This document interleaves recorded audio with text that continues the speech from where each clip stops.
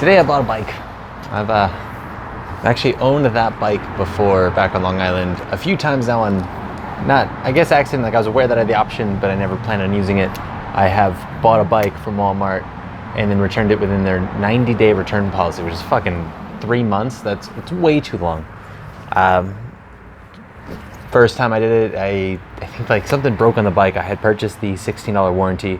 I called saying, hey, do you fix whatever my problem was? They said, oh, you still have like 3 days on your warranty, just return it.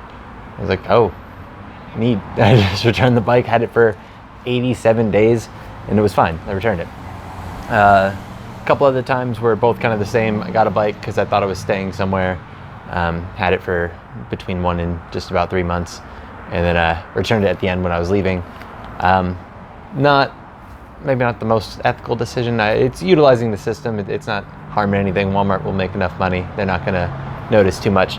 But I have owned that exact bike before. I kind of dig it, and it's gonna get me around here. Today I had to go down to the bank, which is like 3 miles away. So walked a mile to Walmart, grabbed the bike, went to the bank, went back to Walmart, grabbed my groceries, biked home. Now I can use this for work and for my interviews I'm trying to hit up on Monday. But that's not even today's story. For God's Autobiography, on this very day, episode 23, I was going to dive into some of my favorite bike adventures. I have mentioned these characters a couple times now. They've been in a few of my memories, and they'll be in a few more. My buddy Scott and my buddy Blaze. I went to Florida with these two. And I also made Blaze think that he drank antifreeze. Both fun stories for me. But the first bike story, I guess, is just Scott. This kid hits me up one day, some morning, I believe, says, hey, what are you doing? I said, nothing. He's like, all right, I'm on my way. So he drives up and picks me up in his truck, a little Ranger Danger, a little green Ford Ranger. Love his funny fucking truck. More stories with that later. But I noticed in the back of the truck's a couple bikes. That's all I noticed. Don't say anything. Don't ask anything. We drive. We get to his house. It's like, all right. I didn't expect we were just going to go here. What's with the bikes? He goes, oh, I was bored. We're going to go to Dunkin' Donuts. Now, when I was living back home, this is like back upstate, so this was a mad long time ago. The closest Dunkin' Donuts is about 35 miles away. I lived in Cherry Valley. Cobleskill had the nearest Dunkin' Donuts. And yeah, about 35 miles. And Scott was bored enough that that's what the plan was gonna be. That's where we were gonna go. So we hop on the bikes. This was, I think it was just at the end of winter. It could have been at the start. I'm pretty sure it was at the end though. We didn't need like big coats or anything. We didn't see much snow on the ground. But I do remember right in the beginning of the trip, we're going down a dirt road. We're gonna try to cut through more dirt roads getting up to, I think it was like Route 10 or whatever. But you're gonna be mostly on the street, some back roads before that. And God, I think there was like this turn on the right going through like a cornfield and kind of going up a hill. He's like, it's like two little hills and one turn. And it was double that at least. And there was about a foot, maybe 2 foot of snow at the worst. In just like this entirely different biome. Like it's still winter on this hill for some fucking reason. So we're carrying the bikes on our back, walking up this within the first few miles of our trip. But we do make it all the way out to Cobleskill. Nothing too notable, oh man, that sun is like right in my brain. There's nothing too spectacular about that trip. It was hard and it was fun. But we get Be Less Blurry and Be On This Guy. We get to Dunkin' Donuts. We buy ourselves some coffee, and Scott hits up his cousin and says, hey, we're in Cobleskill Dunkin' Donuts, come pick us up with your truck, because we were too fucking spent to want to bike all the way back, which presented a bit of a challenge for us. So we stop being blurry, my guy. I'm over here. I'm sorry about this. So I don't know how much longer. I honestly have no fucking clue how much time went by. But eventually, Blaze is in on this idea. I think he wanted to go meet up with somebody in Cobleskill as well.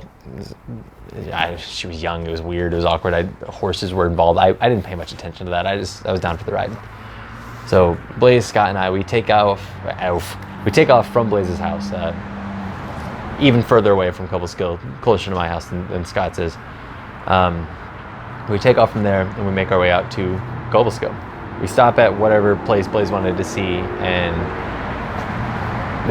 I don't know. I still don't really understand what was going on.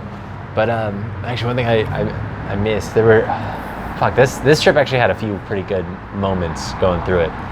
On the way there, I get a call from my mom, and she's just asking like what we're doing, like say like what time are you gonna be home. I said I was like, oh, we're just heading to Cobleskill. I'm gonna go to Walmart, and I was like, oh, are we gonna be home soon? It's like, oh no, it's gonna take me a long time to get home. She's like, why? I'm like, well, we're riding our bikes there. She's like, what? Like what? Why are you doing that? I don't think she even knew about the first time. So just we didn't tell anybody. We just kind of biked off. We end up getting to the bottom of the hill that Dunkin' Donuts is on. Walmart's at the top of the same hill, a little bit past it. My tire goes flat. So this kind of has to do the same thing, like buying and returning shit. So I push my bike all the way up the hill, push it all the way up to Walmart. I go in, I buy a new tube, I buy a pump, and I buy 2 wrenches. And I don't have like a bag to carry all this shit in, so we go to the parking lot, I swap out the tube, I pump it up, go back into Walmart, and I return the pump and the wrenches. And it was fucking great. They can put those back in the shelf, they can resell them. I was able to get my, not this bike at all, get my wheels fixed, and we carried on. And we're coming down, I think we were on 10, we're coming down this massive fucking hill, and there's Scott, and then there's Blaze, and then there's me. And this was like the ballsier thing that I've done on a bike. I like to ride without my hands pretty much as much as I can. I don't know why, it's just a little bit of amusement for something like a bike ride. So I put my hands behind my back, and I lean forward, like my face is right up by the fucking handlebars. And I'm just flying down this hill.